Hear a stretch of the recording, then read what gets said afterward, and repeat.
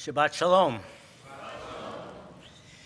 So a new rabbi came to a congregation, and the president offered the rabbi some homiletical advice, what to sermonize about and what not to sermonize about. None of our members are Sabbath observers, the president suggested, so you might want to avoid sermons about Shabbos. The rabbi nodded. And come to think of it, the president continued, most of our members don't keep kosher, so you might want to avoid the Jewish dietary laws. The rabbi nodded again, wondering how good his poker face actually was. Oh yeah, said the president. We're trying to build up our educational program, but in the meantime, how about staying away from the Torah? The study of the Torah is greater than something. The rabbi swallowed hard. He paused. Finally, he asked, what should I sermonize about? The president looked surprised. Judaism, of course, said he. Well, this morning's Torah portion deals extensively with Kashrut, with the Jewish dietary laws. As a matter of fact, the 47 verses in Leviticus chapter 11 comprise the largest discussion of Kashrut in the Torah. So how can we ignore all of that? Hey, it's either animal sacrifice or the mysterious deaths of Nadav and Avihu or the dietary laws. So which do you prefer? But don't worry, if you're expecting a judgmental sermon about Kashrut, God commanded us to keep kosher, so shame on any of us who disobeys God's commandments, you're going to be disappointed or maybe relieved. Today, I don't want to talk extensively about the biblical details or even the Talmudic requirements of Kashrut. Instead, I want to tell you a few stories. The first goes back more than 75 years. When my father married an observant Jew, and a rabbi's daughter, no less, he learned to keep kosher. His mother wasn't thrilled about this. She wondered, why did he need to take on all those rules that she had had the good sense to leave behind in Russia? But she adjusted, or maybe she adjusted. Some years later, though, when my father was a widower with 2 young kids and with housekeepers and babysitters in and out, he reverted to his previous pattern. But then, a few years after that, he was engaged to a largely secular Jew. Like most children of immigrant Jewish parents, my adoptive mother had grown up in a secular home, but one that was also a kosher home, which was a common phenomenon in those immigrant generations. So my father asked his bride-to-be if she would be interested in keeping kosher once they were married. She made the decision that made perfect sense at the time and whose long-term implications she never would have anticipated. She had known the mechanics of keeping kosher all her life. She knew all about milchik and fleishik dishes and about checking labels in grocery stores and the like. So in terms of practicality, it was an easy decision. But she agreed to keep kosher initially so that members of our extended family would be able to comfortably eat in our home. At the time, she was thinking about my birth mother's family, my grandmother, aunts and uncles and cousins who were and who would remain central in my life. So when I was less than 4 years old, the Abramson home became a kosher home again. And one of the most profound memories that I cherish from that time is the image of my grandmother, that's my birth mother's mother, and her new daughter-in-law standing in the kitchen of our Rosemary Hills apartment, steam billowing up from the sink as they koshered our home. Years later, my mother bumped into an old friend, someone she had known decades earlier. As they caught up on each other's lives, she told him that she was now married with 3 children, that she worked at NIH, and that she and our family were very active in our synagogue, which at the time was Bethel. Her friend was a little surprised about the active in our synagogue part. When he had known her, she was wearing black stockings and campaigning for Norman Thomas. But there's no doubt in my mind, and there was no doubt in my mother's mind, that the 1958 decision to keep a kosher home had planted the seeds of Jewish involvement and Jewish observance in countless areas. Now let's fast forward from that 1950s story to about 20 years later, to my college years. I lived in a house with a number of other young Jews. We would have considered it pretentious to call it a bayit or a chavurah, but that is what it was. In those days, a common model of communal living among young Jews.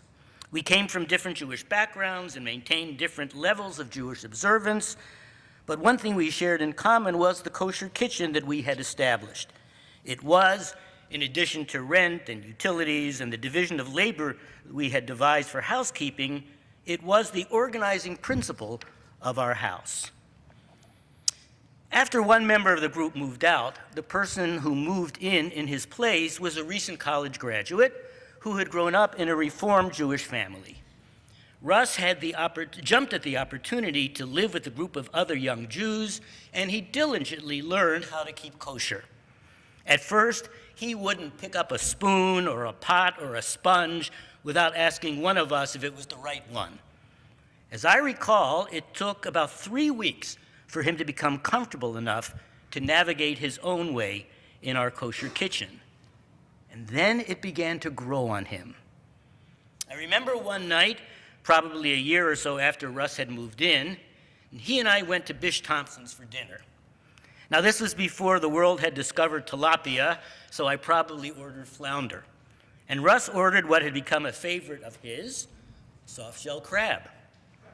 At that point, he kept kosher strictly in the home that we shared, but not outside the home. But when our dinner was served that night, he looked at the plate in front of him and he said, "That's the last time I'm ever going to order this." He was ready to take that leap, and it was a deeply meaningful one. Well, living in a house with a kosher kitchen wasn't the only influence on his Jewish journey, but I'm sure that he would tell you today, as he certainly asserted decades ago, that keeping kosher had planted in him untold seeds of Jewish involvement and observance. By the time he got married a few years later, his pattern of observance might be described as conservadox. And not too many years after that, he and his wife made Aliyah, and they have lived out their lives as Orthodox Jews in Israel. Not that there's anything wrong with that. By the way, Yisrael, as he now prefers, probably would disapprove of my continuing to eat fish in non-kosher restaurants. But that's where his Jewish journey took him, and it was the Jewish dietary laws that began it all. And now let's move back in time to the summer of 1968. When I was a kid, we kept kosher strictly at home, but not so much away from home. Now, I never ordered pork or lobster or a cheeseburger in a restaurant.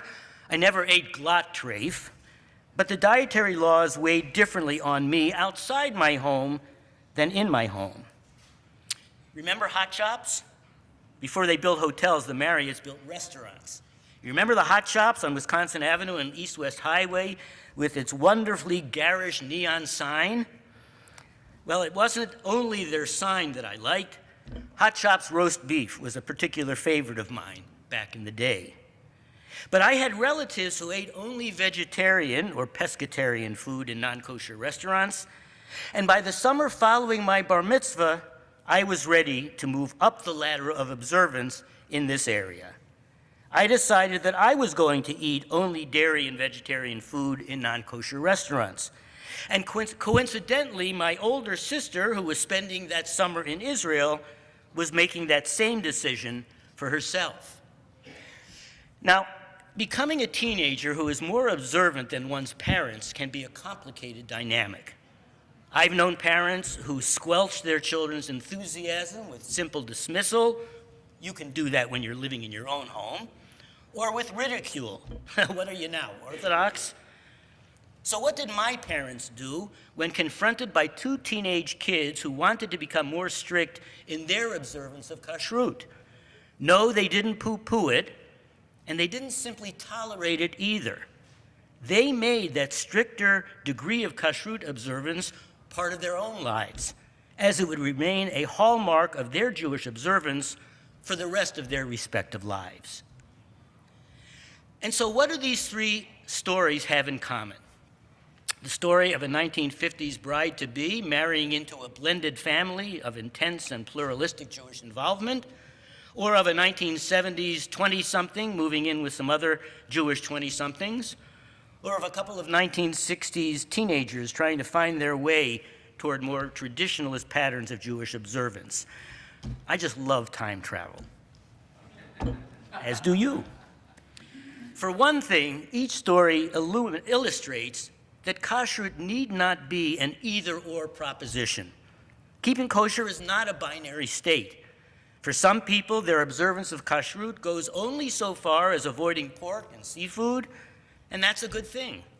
For others, their observance might include not eating meat and milk together, and that's a good thing. For still others, these are stops along the way, perhaps observing to this extent now, taking on more strictness a few years later, and that's a good thing. I know many Jews who keep kosher strictly, but who came to that by a gradual process that took years. And of course, there are many others whose different levels of observance, keeping kosher loosely or moderately or strictly, or by whatever label you choose, those are permanent features of their Jewish lives, and that's fine as well. Another theme in these three stories is family. Family as a motivator to keep kosher, the dietary laws as a reinforcement of family cohesiveness. I'm not so naive to assume that kashrut isn't sometimes the locus of family tension and disagreement. Been there, done that. But I do know how much kashrut can and does enhance families, enhancing the feeling of kinship in literal and metaphorical families, families of all kinds. But to me, these stories are about ritual and about embracing ritual and letting those rituals do their work on our neshamas. It's about planting seeds of greater Jewish involvement and being open to that greater Jewish involvement when it starts to germinate in our own lives. It's about moving up the ladder of observance. It's about elevating ourselves spiritually. As Beit Hillel said to Beit Shammai in one of their famous debates, Ma'alin ba kodesh ve'ein moridin. We go up in holiness, we don't go down. And that's really what it's all about. And that's what so much of Judaism is all about. Giving us opportunities for increased holiness and challenging us to seek increased holiness. If you want, you can read chapter 11, and you'll read details about cloven hooves and chewing cuds, about fins and scales, about forbidden fowl with strange names. What is a duchifat, anyway? It's a hoopoe, of course. But let's never lose sight of that couple of verses toward the end of the chapter, verses 44 and 45. Ki ani Adonai Elohechem, for I, Adonai, am your God. V'hit kadishtem, v'hitem kadoshim. You shall sanctify yourselves and be holy, ki kadosh ani, for I am holy. Ani Adonai hamaleh etchem me'eretz Mitzrayim, for I am Adonai, the one who brought you up from the land of Egypt, lihiyot lachem lelohim, to be your God. V'hitem kadoshim, ki kadosh ani, for you shall be holy, because I am holy. Shabbat Shalom.